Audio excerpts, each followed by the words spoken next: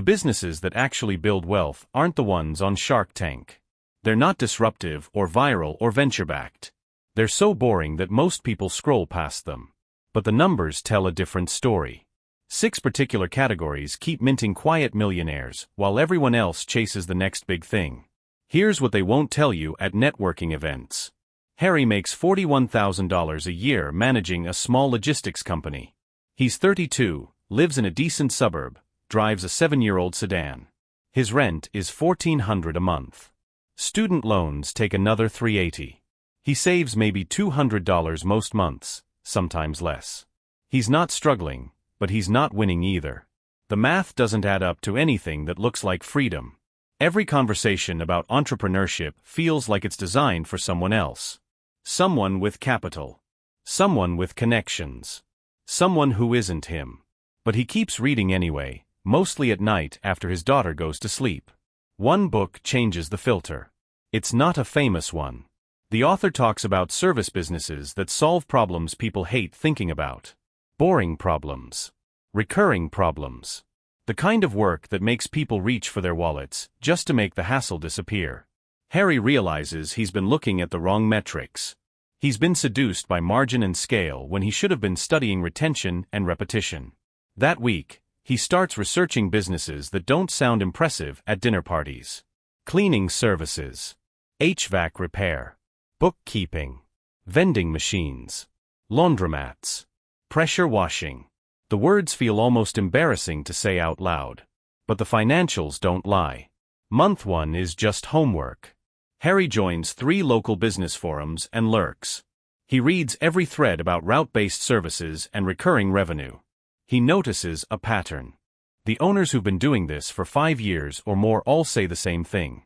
It's not the launch that matters. It's month 18. That's when the compounding starts. When your routes are full and your systems are tight and your reputation does the selling.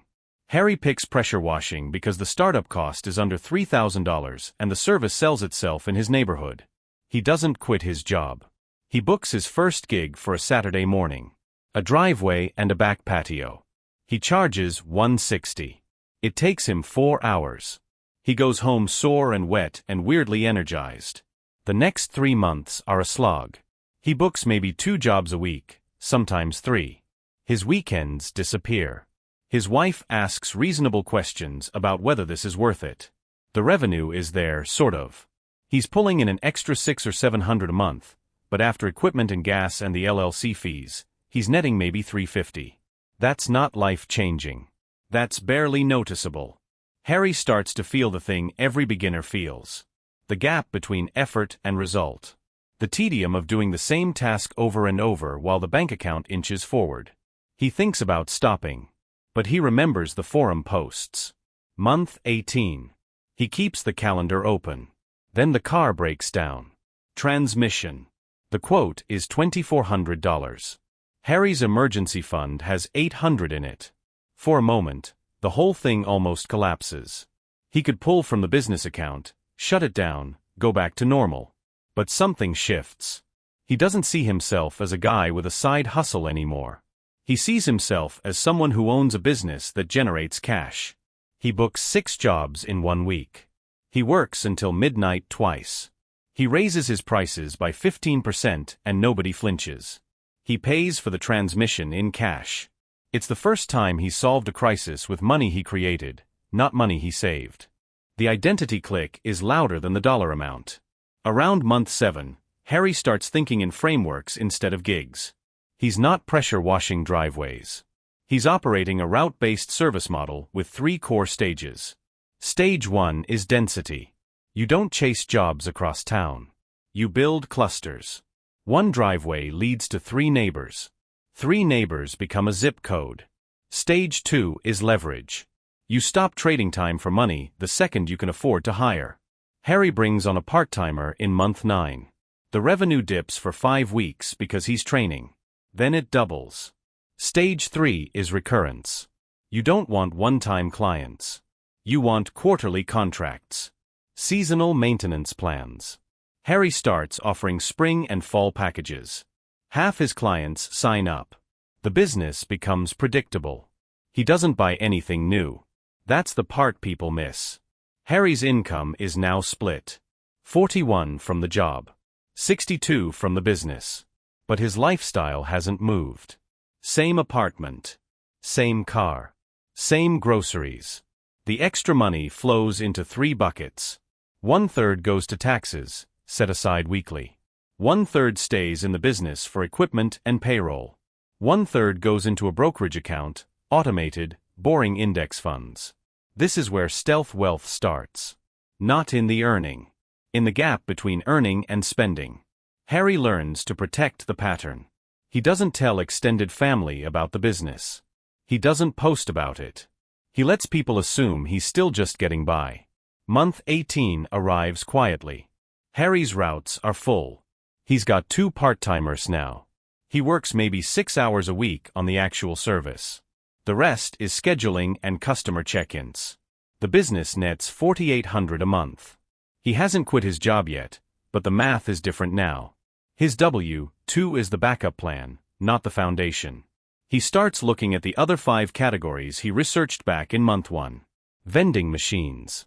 Laundromats. Bookkeeping. HVAC. Cleaning services. He realizes the model is identical. Solve a boring problem. Build density. Leverage people or systems. Create recurrence. Stack quietly. The point isn't pressure washing. It's the pattern. Year 2 is the flip. Harry sells the pressure washing business for $41,000. It's a small exit, but it's 3 times annual net profit, which is standard for service businesses with systems. He takes that capital and splits it.